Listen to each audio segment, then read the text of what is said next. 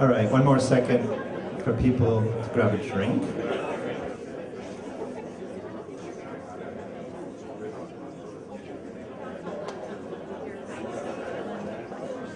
Walski, let's go sit.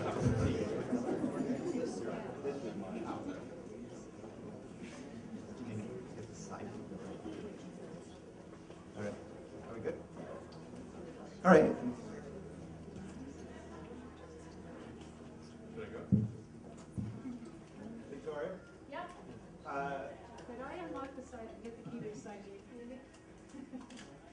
Do you have the key nearby for the side gate? Is it? Okay. Sorry.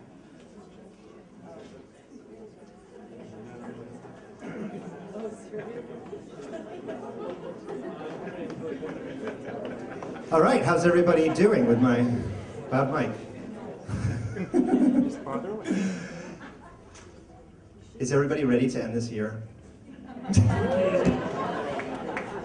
Let's just end it today.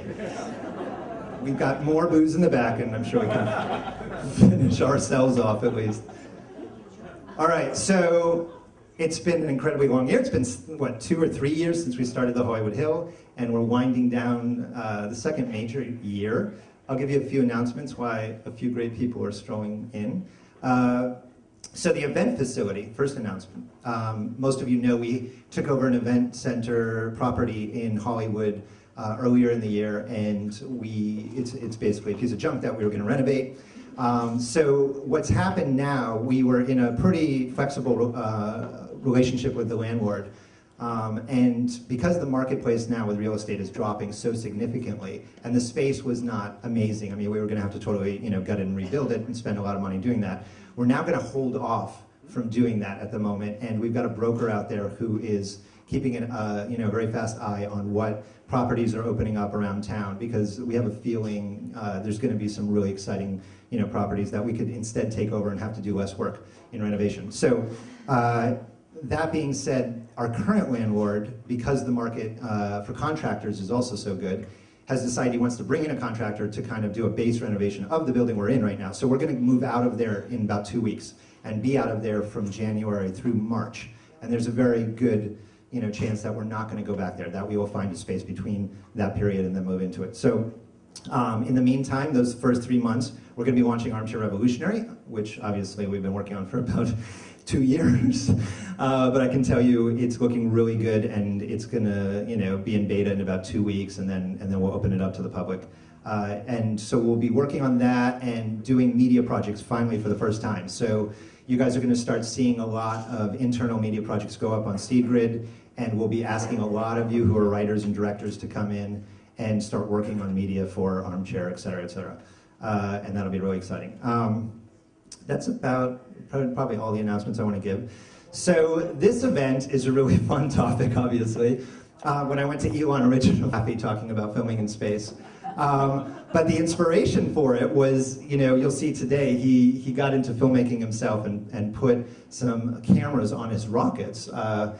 And we got to watch it live. How many of you actually watched the live webcast of his rockets going up into space? Like 4 people, 5 people. All right, so this isn't Silicon Valley, it's Hollywood. We're not very tech savvy, but we'll catch up eventually. But a lot of you obviously are going to see this for the first time, which is really exciting. So that'll be great. And then our other guest speaker is just standing right behind me, Steve Squires. So give a round of applause for both of them.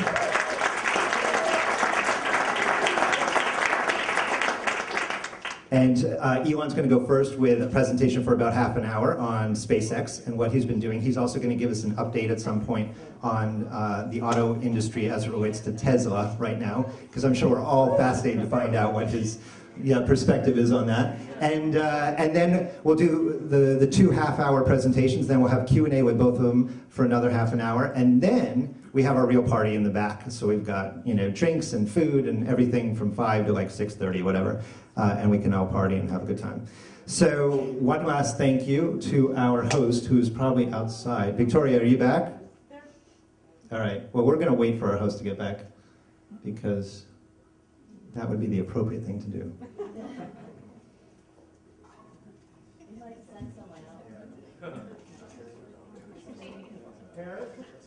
Victoria? All right. I think I'll take this opportunity to have our photographer come over and photograph me with the speakers. You guys have to stand below me though because you're so tall. I have to look somewhat more important.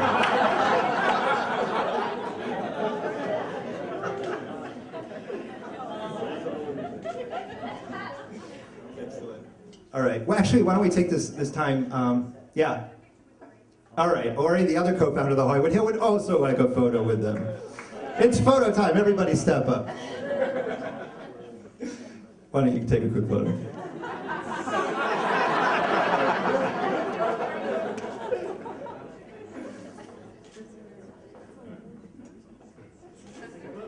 All right, there's Victoria. Victoria, come front and center. So, Victoria Hopper working towards us, our wonderful host for today. Give her a huge round of applause.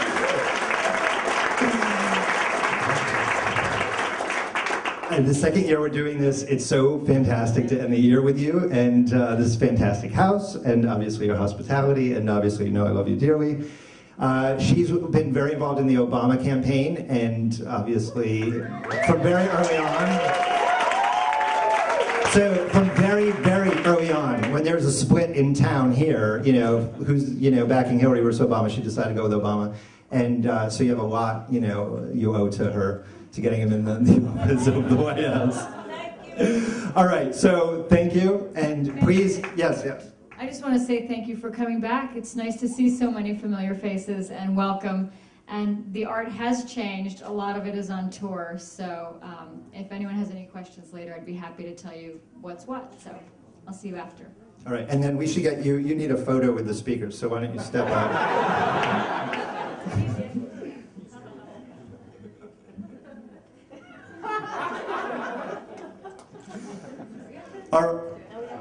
All right, Elon, I think why don't you give us a quick thing on Tesla, and then we'll leave that behind. We can move into space. Sure. Should I use this? Yeah, you're good. Okay. All right. So it's a quick update on Tesla. You have to unmute. Program. Oh. So people. Hold on one sec. All right. Oh wait. Yeah. Mute. Yeah. Hello. Yeah. All right. So I'm sure people have been reading about the auto loan bailout and all that sort of stuff. So. It's kind of a travesty at what's going on, although I don't think it's going to last too long into the Obama administration. There was a $25 billion loan program that Congress approved to fund the development of energy-efficient vehicles, essentially to wean ourselves off oil. And ironically, the big three then came to Washington and said, no, give us that money for our day-to-day operations building gas guzzlers, which is obviously a sort of a version of the intent. Unfortunately, with the job situation being the way it is, Congress has acceded to that demand and is, my understanding, currently giving 15 of the 25 billion to the big three to fund their day-to-day operations, which I believe gets them to about February. I'm not kidding. It's not even an exaggeration. Although the Speaker, Speaker Pelosi, has also said that as soon as the new administration comes in, they're going to replenish that fund. So I think it'll be okay. But certainly, if you have the opportunity to express to anyone in DC or in the press the importance of developing clean energy vehicles, please take the opportunity to do so. And in the case of Tesla, Tesla actually is not applying for any bailout funds, although some of the press have mistaken that.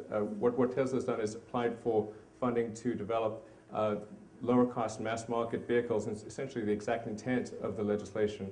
And so hopefully there's still some money left over to actually do that after the big three have taken what they will take.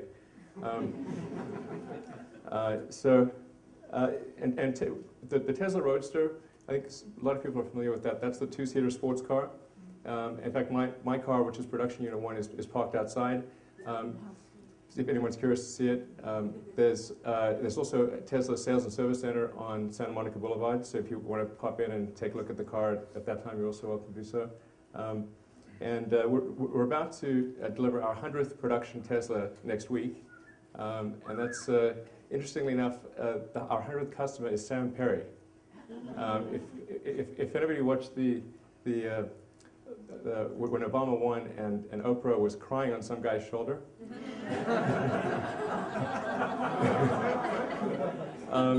that same guy is our 100th customer. So it's a bit like Zelig. I mean, he's sort of everywhere. So anyway, he's a really great guy and lives in the Bay Area. He's going to take delivery of his car on Tuesday. So I'm going to hand him the keys personally and thank him for being a customer. So, there's an important point about Tesla, which is whenever somebody buys the Tesla Roadster, even though it's a $100,000, $109,000 sports car and it's kind of a fancy sports car, every penny that Tesla makes goes into development of lower-cost mass-market vehicles. So the company doesn't issue any dividends, nor will it ever. My salary is minimum wage. So I'm a volunteer, basically. It's just an important point because sometimes people think, well, gee, what's the point of making these expensive cars, which are sort of toys for rich people? How is that really helping the environment? The important point to bear in mind is that when you have new technology, it takes time to optimize that technology. If you think back to the early days of cell phones or laptops or pretty much anything new, it's expensive in the early days. Because the first job with a new technology is you've got to make it work. And then you make it in small volume, you sell those cars. But the critical point is that you can't get to the low-cost cars unless you start with the expensive cars. And that's the point that's sometimes lost. Anyway, that's enough on Tesla. I'll jump into the space stuff. And I'll kick it off with our last flight video. Fuel turned valve actuator set. You got it.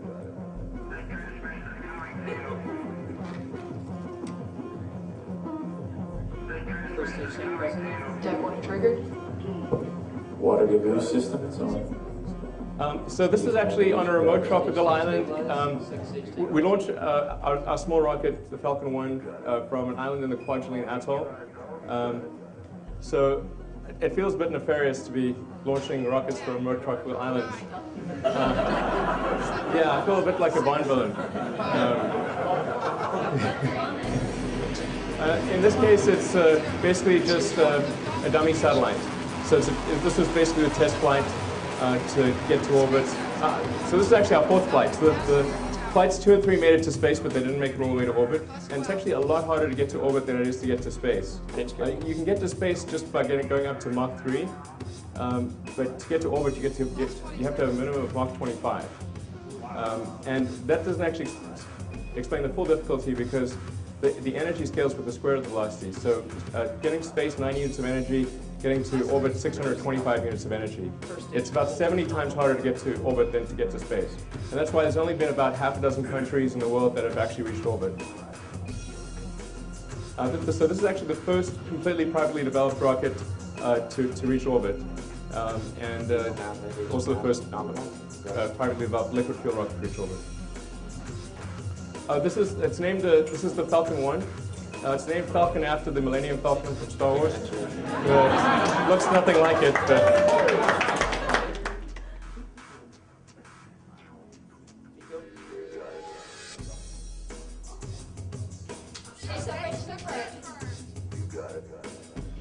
so the music in the background is a high roller from the Crystal Method. Running separation control. I have a question. How do you pick up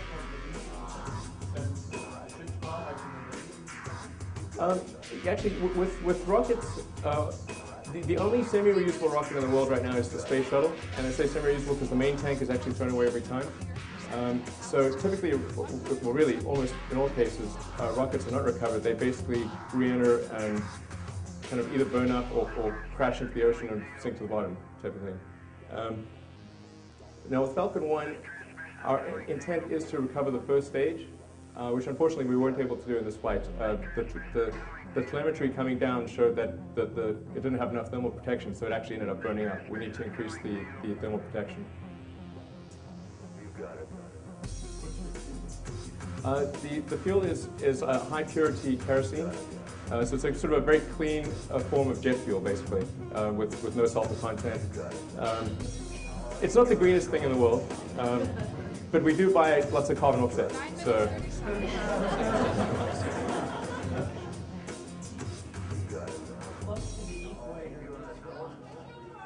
It's 9 degrees north latitude. Yeah.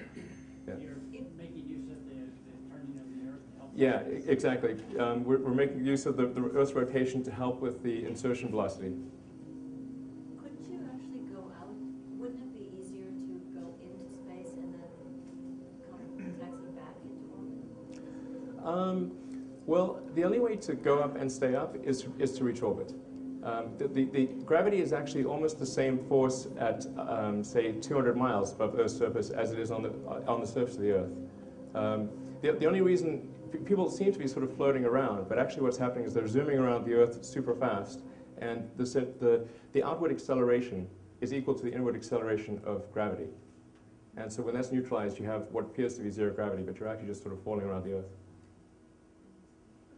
Do you run into space junk with all the junk out there? Do you have to navigate through all that? Or? We've not encountered any space junk issue.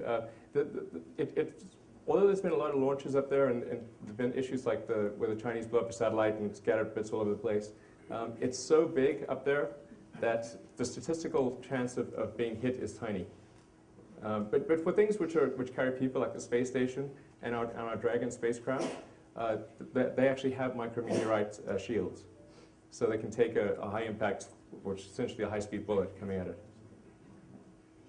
I know this is a pretty big picture, but what's the bigger picture that this fits into? The bigger picture. Very good question. So the reason I started SpaceX was because the cost and reliability of getting to orbit and beyond is not really improved since the 60s. In fact, it's gotten worse. And if you look at the trajectory over time, it's not an improving trajectory. If you would extrapolate the cost trajectory, and Steve could affirm that, if you were to extrapolate to the future, you would basically be able to afford no launches at some point, because it was getting more and more expensive. So I started SpaceX to really reverse that trend and make it affordable to get to orbit and beyond. The huge breakthrough that SpaceX aspires to achieve, and this is a very difficult thing, is to make a fully reusable orbital launch vehicle. So with Falcon 1, the first stage is intended to be reusable. With Falcon 9, both stages are intended to be reusable. Now it's going to take us many launches to figure that out and get the stages back safely and optimize the refurbishment for flight and make sure they're reliable and all that. But that's sort of the big technical breakthrough we're aiming for. And you can imagine in any mode of transport, if you had a reusable vehicle or an expendable vehicle, it would be a night and day difference. I mean, how many people would have driven here if their car was single use? Yeah. Or even, and that applies to any mode of transport: bicycles, horses, planes, really pretty much anything. So we've got this weird situation in space where vehicles can only be used once. In fact, if you want a return journey, you've got to like tow one behind you. So that's what we're aspiring to. It's a tough goal. We're not saying we can achieve it, but we're aspiring to achieve that. And I think we will. But to explain why that's so difficult, when an orbital rocket is, after they've really optimized the weight of the rocket and used the most advanced materials, and the engines are incredibly efficient, and you've pushed everything to the maximum, you typically get about 3% of the liftoff weight to orbit. So if you make even a small mistake in the design, if you get 3% off, you've got nothing. And that's for expendable single-use rockets, where they're not trying to make the rocket robust enough to have multiple flights. They're not trying to make it robust enough to re-enter safely. It doesn't have to have heat shields and all that other stuff. So when you add in all those things, if that exceeds 3%, well, you're getting nothing to orbit. So to make it reusable and still deliver a useful payload is extraordinarily difficult, and no one has ever succeeded in doing that. So once you streamline the application, what does that serve for? Right. So I'll get so the why essentially. Actually, you're right. I should proceed this with the why and then the how. We're stupid, so it's okay. You have to come down to our level and then work your way in. No, I take things for granted being in the space business, but so I'm a huge believer in the extension of life beyond Earth. So making life multiplanetary, I think is one of the most important things we could do. So then, why is that important? Well, how do you say that anything is important? How do you judge importance? Well, if you look at things on an historical time scale, and the further you zoom out, the more the important stuff stays behind and the unimportant stuff, you can't see it anymore. And if you look at the span of life's evolution on Earth, the multi-billion-year history of Earth itself, of life on Earth itself, you can really point to about half a dozen major steps on the evolution of life. There's obviously single-celled life, multicellular life, differentiation to plants and animals, life moving from the oceans to land, mammals, consciousness. Those are sort of like the big ones. And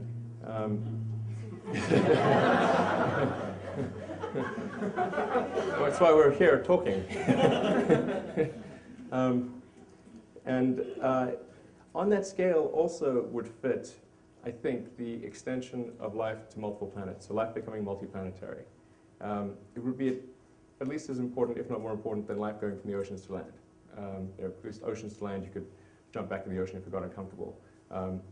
But going to another planet, you've got to go over billions of miles of hostile space and then land and try to create an ecology on a planet that is nothing like the planet that we live on today.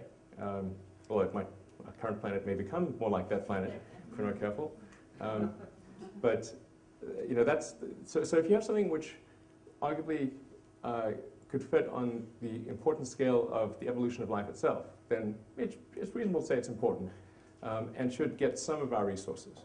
And then you say, well, what is some of our resources? Well, probably less than what we spend on Medicare and more than what we spend on lipstick. You can sort of bracket it. So we spend a lot on lipstick, by the way, which I think is great. But if you said, well, maybe we should spend 0.25% of our economic product on the extension of life to another planet, making life multiplanetary, I think that would be like a reasonable number. And that's several tens of billions. So and I think it could be done for that. But a critical element is having that reusable orbital craft. So that's the fundamental breakthrough that's necessary for us to be able to afford to do it at a price that is going to be palatable to the general public. And once we are multi-planetary, we'll look back and think about the kind of fuels that we use to get out there in the first place. It's probably going to look silly. What are your sort of wildest ideas about the fuels that we'll be using down the line? Well, my wildest idea about fuels, I think long term, once we, or if we, I suppose, figure out fusion, having a fusion, if you can have a compact fusion reactor, that would be the best energy source, and then you need to sort of shoot something out of the back end, which is basically a high energy ion engine powered by a fusion reactor. I think that's pretty much about as good as you're going to get. I mean, theoretically, from a physics standpoint. Sorry? A gravity sail, maybe a solar sail. Yeah, a solar sail is an option. Now, the sun doesn't have a lot of force. Because if you stand outside, you don't feel yourself getting knocked down by the sun. But so you need a big sail in space. And it can work, and it's an option. And particularly, if you had, like, say, a cargo ship going from Earth to Mars, where the time of the journey wasn't that big of a deal, then that could be actually a good option.